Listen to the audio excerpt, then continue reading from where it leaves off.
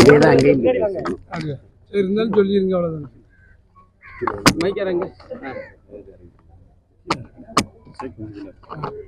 சொல்லுங்கண்ணா. விஜயகாந்தனாவே உங்களுக்கு வந்து அச்சமின்மையும் துணிவும் தான். அவர் எதுக்கும் பயப்பட மாட்டார். நான் பார்த்து வரைக்கும் நெருக்கமாக பழகிற வாய்ப்பு எனக்கு அந்த அவர் நடித்த தவசி படத்தில் நான் தான் உரையாடல் எழுதினேன். அப்போ அதில் அவர் கூட இருந்து பணி செய்கிற படப்பிடிப்பு தலங்களில் மனம் விட்டு பேசுகிற நிறைய வாய்ப்பை நான் பெற்றேன்.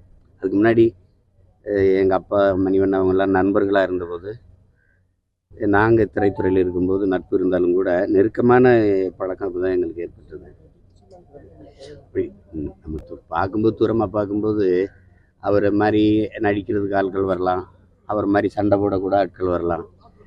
ஆனால் அவரை மாதிரி சிறந்த மனிதர் வருவது ரொம்ப கடினம். அதுவும் திரையுலகில் இருந்து கொண்டு புகழின் உச்சிக்கு போய் வந்த பிறகு அது அந்த தலையில் ஏறாமல் பார்த்துக்கிட்டார். எல்லாரோடமும் சமமாக பழகிற ஒரு வாய்ப்பு ஒரு மனிதர் திரையுலகில் இருந்தார் என்றால் அது அவர் தான். அதனால் அவர் என்ன சொன்னாலும் எல்லாருமே கேட்பாங்க. இப்போ அண்ணன் கமல் அவர்களோ, ஐயா ரஜினி அவர்களோ, யாராக இருந்தாலும் அவர் கூப்பிடும்போது விஜய் சொன்ன விஜய் அப்படின்னு எல்லாருமே பாசம் வச்சுருந்தது காரணம், அவர் எல்லாரையும் அதையே பாசத்தோடு அன்போடு நேசித்தது தான் காரணம். அவரை இழந்திருப்பது என்பது அது எப்படி பார்த்தாலும் அதை மனதை தேற்றிக்கொள்ள முடியல.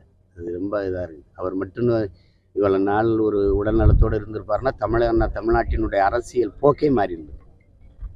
மாற்றினவர் தான். வந்து ஒரு முதல் தேர்தலே 6 விழுக்காடு தொட்டு, அப்போ பாராளுமன்றத்தில் 10.5 விழுக்காடு ஏறி போகிறதுங்கிறது, அதுவும் ஜெயலலிதா, ஐயா கருணாநிதி போன்ற பெரிய தலைவர்கள் இருக்கும்போது அது பெரிய துணிச்சல் வேணும். அதனால தான் சொன்னேன், அவர் துணிச்சல்காரர், பயப்பட மாட்டார். எதற்கும் கடுமையான உழைப்பாளி.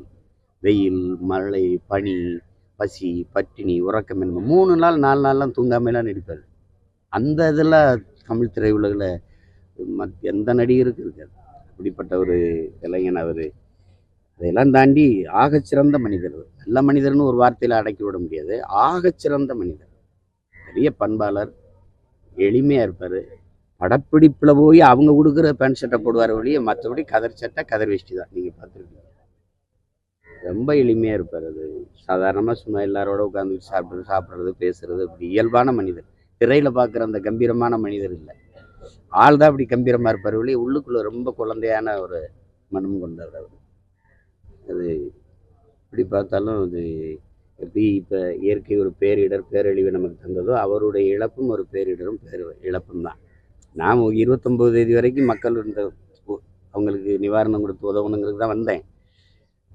ஆனால் செய்தி எரிஞ்சோன்னா ரொம்ப மனசு இதாக இருந்துச்சு. சரி, உடனே அதை எல்லாத்தையும் நிறுத்திட்டு இப்போ 4 மணிக்கு தான் நடக்கும், நம்ம ஓடிடலான்ட்டு கிளம்புறேன்.